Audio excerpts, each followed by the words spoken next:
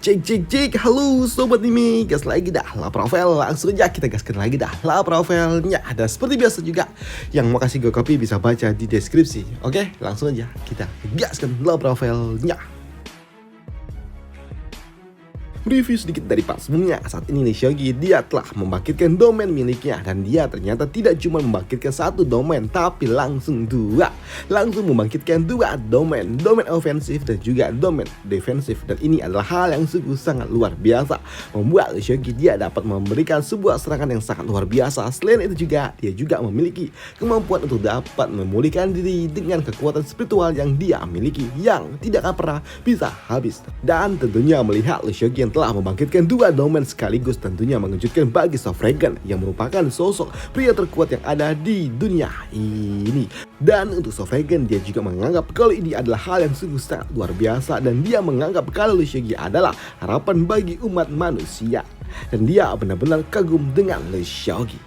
Selain itu juga di sisi lainnya ternyata saat ini Nona Kian dia tidak menyangka kalau ternyata masternya berani mengatakan hal seperti itu, di mana masternya ternyata ingin melakukan kultivasi ganda dengan Lee Seok-gi nanti ketika Lee Seok-gi telah mencapai rank 7. Dan untuk kekasih dari Lee Seok-gi yaitu Nona Xian, tentunya dia pun shock ketika dia mendengar kalau ternyata saintis ingin melakukan kultivasi ganda dengan Lee Seok-gi. Sedangkan di sisi lainnya, di sebuah lautan yang ada di daerah Kingzhou saat ini, ada sosok yang sedang mengawasi Ace of Chaos, dan itu adalah Ace of Chaos cabang dari Kingzhou. Dan ternyata yang mengawasinya adalah Pak Tua Lo dan juga bocah ini yang merupakan murid dari Sekte Mo yang bernama Yang Xiu. Dan di sini Pak Tua ini dia pun berdiri, tidak duduk maksudnya, bersama dengan Yang Xiu memperhatikan Ace of Chaos. Tapi untuk Yang Xiu yang melihat senior ataupun kakeknya ini masih hanya duduk seperti itu, membuatnya pun bingung dengan apa yang sebenarnya dilakukan oleh kakek tuanya ini. Kakek sepertinya suasana hatinya sedang buruk karena dari tadi dia ngamuk-ngamuk aja, dan aku juga melakukan banyak kesalahan, ucap dari Yang Xiu. Tapi di sini Yang Xiu dia juga berpikir kalau sepertinya kakeknya semakin hari juga semakin mulai melemah. Tapi di sini untuk Pak Tua Luo dia pun mengatakan, Yang Xiu, dengarkan baik-baik. Bahkan jika itu harus mengakhiri segalanya, kau harus ingat dan jangan pernah lupa tentang tempat ini, ucap dari Pak Tua Luo yang membuat Yang Xiu dia berujar, ya aku mengerti kek, sambut dari Yang Xiu. Dan ternyata apa yang diucapkan oleh Pak Tua Luo itu adalah sebuah ucapan yang selalu saja diucapkan oleh Pak Tua Luo ketika mereka pergi ke tempat ini bersama-sama. Tapi di sini untuk Yang Xiu dengan keterbatasan level kultivasi yang dia miliki, dia tidak dapat melihat apapun yang ada di depan sana, dan dia hanya dapat melihat sebuah pusaran air, dan dia pun bingung dengan apa yang sebenarnya terjadi tentang tempat apa ini. Tapi di sini ketika Yang Xiu sedang memperhatikan pusaran air itu, di sini Pak Tua Luo dia berujar, bola matanya berputar lagi, ucap dari Pak Tua Luo yang membuat Yang Xiu dia pun bingung. Bola matanya, apakah bola mata aku kah? Pikir dari Yang Xiu, dan itu membuat Yang Xiu dia pun langsung berdiri tegap kaku, dan dia pun berpikir, aku tidak boleh mengedipkan mataku, jika tidak kakek akan marah, ucap dari Yang Xiu. Tapi melihat cucunya yang malah bengong dan juga diam kaku seperti itu, membuat Pak Tua Luo dia berujar, bocah tengil, aku tidak sedang membicarakan bola matamu. Kau ini memang layak untuk dapat diberi hukuman, ucap dari Pak Tua Luo yang kesal dengan Yang Xiu. Tapi di sini untuk Yang Xiu, dia pun malah mendekati Pak Tua itu dan bersiap jika memang dia harus dihukum. Dan ternyata memang dijitak. Yang sudah dijitak oleh kakek tua itu, dimana kakek tua itu dia juga berujar, aku tidak sedang membicarakan dirimu, tapi aku membicarakan apa yang ada di bawah laut itu, ucap dari Pak Tua Luo yang membuat Yang Xiu dia pun bingung. Apakah ada sesuatu di bawah sana kek? Aku hanya melihat sebuah pusaran air, ucap dari Yang Xiu. Dan apakah itu ada monster? Tidak, bukan monster. Tapi di dalam itu ada sebuah mata kekacauan yang sangat luar biasa. Itu adalah sesuatu yang sangat mengerikan. Benda itu muncul di 4 provinsi yang berbeda. Dia salah satu bencana kuno yang menimbulkan sebuah kekacauan di setiap sudut dunia, ucap dari Pak Tua ini yang membuat Yang Xiu dia pun bingung. Benarkah? Ya, itu benar. Dalam garis keturunanku, selain untuk menjaga tempat ini, kami juga memiliki sebuah kemampuan untuk dapat mendokumentasikan setiap kedipan matanya. Dan saat ini aku juga sudah semakin tua dan beban ini pada akhirnya akan jatuh kepada pundakmu. Ucap dari Pak Tua ini yang mengatakan kalau tanggung jawab untuk jaga tempat ini akan jatuh kepada Yang Hu. Di mana Pak Tua Luo dia juga mengatakan dalam beberapa tahun ini mata kekacauan itu semakin aktif. Ucap dari Pak Tua ini. Mendengar hal itu, mendengar kalau sepertinya benda yang itu adalah benda yang sangat berbahaya dan juga menakutkan, membuat Yang Shu pun bertanya kepada kakeknya kenapa kakeknya tidak menghancurkan benda itu saja. Dan itu jelas membuat batu ini dia pun tertawa. Menghancurkannya. Bahkan seorang Great Emperor saja yang tidak terhitung jumlahnya tidak dapat menyentuh makhluk itu. Dan aku ingin menghancurkannya. Mana mungkin bisa.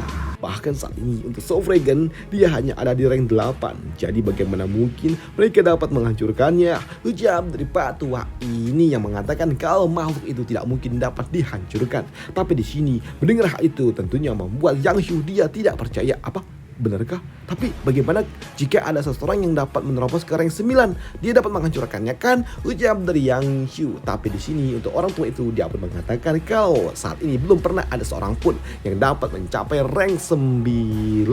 Tidak ada. Ucap dari Pak Tualdo. Tapi di sini Yang Shu dia pun mengatakan, kakek, master sekteku dia mengatakan kalau rekor yang ada di masa lalu itu memang diciptakan untuk dapat dihancurkan, kek. Dan itu sejatinya hanyalah sebuah tantangan yang memang ditunggu untuk ditaklukkan. Ucap dari Yang Shu yang membuat Pak Tua ini dia pun bingung. Apa? Memiliki sebuah ambisi yang besar itu memang sesuatu yang sangat luar biasa. Bagus sih. Tapi itu seperti terdengar sebuah kesombongan dan sombongan hanya akan mendatangkan sebuah kesulitan. Kau tidak boleh sombong, nak. Kau tidak boleh bersikap sombong seperti orang itu ya. Ucap dari Pak Tua Luo. Dan untuk Yang Shu dia pun bingung. Apakah benar master sektenya itu hanya bersikap sombong? Tapi di sini untuk Pak Tua Luo yang melihat muridnya ini agak sedikit bersedih membuatnya berujar, sudahlah. Aku tahu dia memiliki reputasi yang sangat luar biasa. Lu Chogi kan? Aku tahu itu. Dia sungguh luar biasa. Reputasinya telah tersebar ke seluruh dunia. Aku juga menaruh harapan besar kepada dirinya. Dan kuharap dia juga memang dapat melakukannya. Melampaui kami, para generasi-generasi tua. Ucap dari Pak Tua Luo yang membuat Yang Hu dia kembali bersemangat. Ya, aku yakin master sekteku dia dapat melakukannya, kek. Ucap dari Yang Shu. Dan untuk Pak Tua ini, ya, jika itu dapat terjadi, itu benar-benar hal yang luar biasa. Dan jika kita sampingkan dulu nih tingkat kultivasi dan juga keunggulan dalam melakukan sebuah pelatihan, mendapatkan respect dari setiap murid itu adalah sesuatu yang luar biasa. Lu Chaogi, kau benar-benar membuatku iri. Dan mungkin saja kau benar, kau bisa melampaui orang-orang tua seperti kami. Ucap dari Pak Tua Luo. Sedangkan di sisi lainnya, gebrak meja. Nona Xian dia pun gebrak meja. Dia tidak terima jika Lu Shogi harus kultivasi ganda dengan saintis. Tapi melihat sikap tegang yang dilakukan oleh Nona Xian membuat Qian dia pun tertawa. Dan itu jelas membuat Qian mendapatkan tatapan tidak menyenangkan dari dua gadis itu yang membuat Qian dia pun bingung. Maaf, jam dari Qian, dan dia juga tidak bisa menahan ini semua karena ini adalah hal yang sungguh sangat aneh dan juga lucu. Karena mau bagaimanapun, Lu Shogi dan juga Bibi Jian dia adalah pasangan Tao, tapi Entis ingin melakukan kultivasi ganda dengan Lu Shogi. Tapi yang bisa melakukan kultivasi ganda itu bukankah hanya pasangan aja? Bukankah ini membuat hubungan ini menjadi membingungkan? Ucap dari Qian yang bingung, dan dia juga berpikir kalau masternya pasti sudah gila. Masa ia mau ngajak kultivasi ganda orang lain? Ucap dari Qian, dan itu adalah sesuatu yang membuat kepalanya jadi pusing.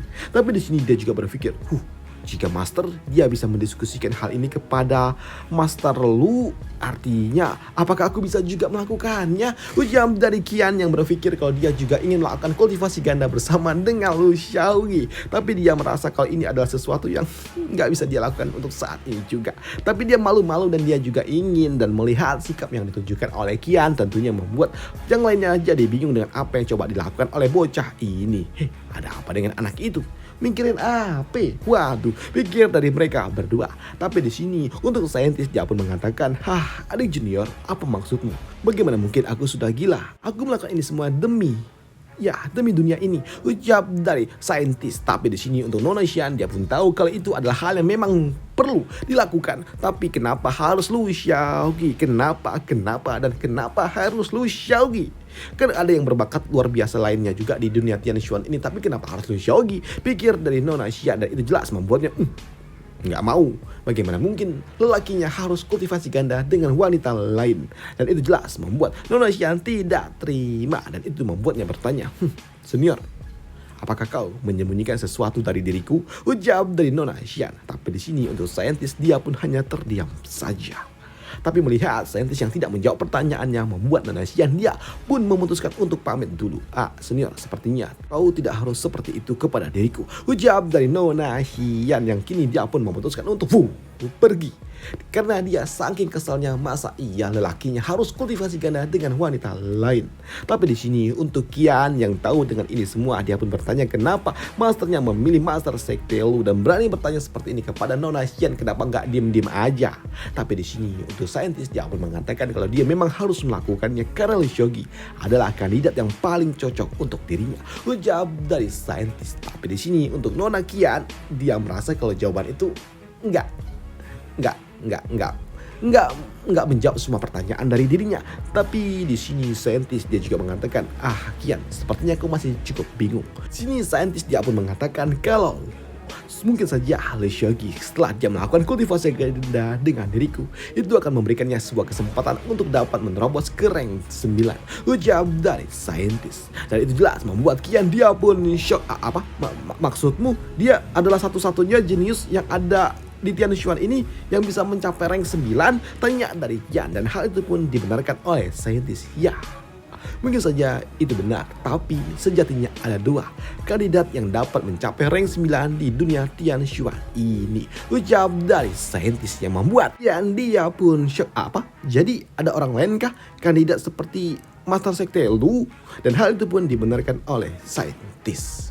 Sedangkan di sisi lainnya saat ini Liu Xiaoqi dia masih sedang berduduk bersila setelah dia membuka panel sistem. Dan di sini dia juga merasa agak sedikit lelah karena dia harus menghabiskan lebih banyak poin XP sebelumnya. Karena memang sebelumnya aku telah meningkatkan domainku, menstabilkannya, meningkatkan Sword Intense, Sword Heart, dan yang lainnya. Dan aku total jika dihitung-hitung telah menghabiskan lebih dari 60 juta poin XP dalam satu tarikan nafas. Benar-benar gila, ucap dari Liu Xiaoqi. Tapi di sini ketika Liu Xiaoqi sedang mengeluh, dia pun tiba-tiba aja kembali mendapatkan sebuah notifikasi sistem kalau dia telah mendapatkan sebuah hadiah karena dia telah mengalahkan salah satu bos musuh yaitu Zhao Qi. Dan itu membuat Liu Xiaoqi dia berhasil memicu 1,4% untuk misi utama yang ada di Beizhou, yang membuat Liu Xiaoqi dia pun agak sedikit bingung. Loh, ternyata Zhao Qi dia adalah salah satu bos utama kah? Tapi 1,4% itu, bukankah itu terlalu dikit? Ucap dari Liu Xiaoqi. Tapi di sini ketika dia sedang membuka panel sistem kini, dia juga ternotis ketika ada seseorang yang berujar, "Hei, kultivator muda, apakah kau sudah sadar?" Ucap dari seseorang yang membuat Liu Xiaoqi dia pun baru ngeh lah. Ya juga, loh, aku lupa kalau ada Soft Dragon, ucap dari Liu Xiaoqi. Dan tentunya di sini Liu Xiaoqi dia pun mengucapkan terima kasihnya kepada Soft Dragon yang telah menjaga dirinya. Dan untuk Soft Dragon, ya itu bukanlah sebuah masalah besar. Dan sekarang ayo kita bicara sembari berjalan, ucap dari Soft Dragon. Dan kini Soft Dragon dia pun pergi duluan. Dan untuk Liu Xiaoqi sebelum dia menyusul Soft Dragon, dia pun sempat berpikir apakah dia harus menggunakan benda ini lagi. Tapi saat ini aku telah menjadi seorang Great Cultivator, jadi apakah aku masih perlu menggunakan benda terbang ini? Kurasa tidaklah, ucap dari Liu Xiaoqi yang kini dia pun mencoba untuk dapat terbang mandiri. Karena memang saat ini dia telah mencapai rank 50, rank 5 maksudnya. Dan di sini ketika Liu Xiaoqi dia akan pergi, dia pun tentunya dilihat oleh gadis ini, gadis yang sebelumnya telah dia selamatkan. Dan untuk gadis ini yang melihat Liu Xiaoqi yang dapat terbang, membuatnya pun menganggap kalau Liu Xiaoqi seperti seorang dewa. Tapi untuk Liu Xiaoqi sendiri, ketika dia melihat gadis itu, dia pun berpikir kalau sepertinya hujan ini terlalu besar dan hujan ini juga dipicu oleh diriku. Jadi seharusnya aku tidak memberikan sebuah kerugian untuk orang biasa, ucap dari dirinya. Maka dari itulah di sini dengan kemampuan atributnya dia dapat menghentikan hujan dan membuka cahaya matahari untuk gadis itu. Dan melihat Liu Xiaoqi yang dapat merubah cuaca, membuat gadis ini semakin dia kagum dengan Liu Xiaoqi ini. Ini adalah kemampuan untuk mengatur cuaca sesuka hatinya. Dia bukan seperti dewa, tapi dia adalah dewa, ucap dari gadis itu kepada Liu Xiaoqi. Sedangkan untuk Soft Dragon yang melihat aksi yang ditunjukkan oleh Liu Xiaoqi, dia pun kagum dengan sikap baik yang dimiliki oleh Liu Xiaoqi. Anak ini, dia masih memikirkan orang lain setelah dia melakukan aksi yang luar biasa. anak ini dia memiliki hati yang baik. Yap, dari Sofragan yang memiliki kesan positif kepada Lu Xiaogi. Tapi ada sesuatu yang memang harus aku bicarakan kepada dirinya. Karena sejatinya masa depan dunia ada di tangan generasi muda. Ucap dari Sofragan. Tapi di sini melihat Sofragan yang menunggunya membuat Lu Xiaogi dia pun tahu kalau sepertinya ada sesuatu yang ingin dibicarakan Sofragan dengan dirinya. Apakah ada sesuatu yang ingin dibicarakan Sofragan kepada diriku? Ucap dari Lu Xiaogi. Tapi apakah dia jangan-jangan ingin menjadikanku muridnya kah? Pikir dari Lu Xiaogi, karena aku memiliki bakat yang luar biasa. Tapi tidak bisa dibiarkan, karena selain ayahku, aku tidak boleh mengizinkan siapapun menjadi masterku. Ucap dari Lu Xiaogi yang tidak mau kalau ada orang lain yang akan menjadi masternya.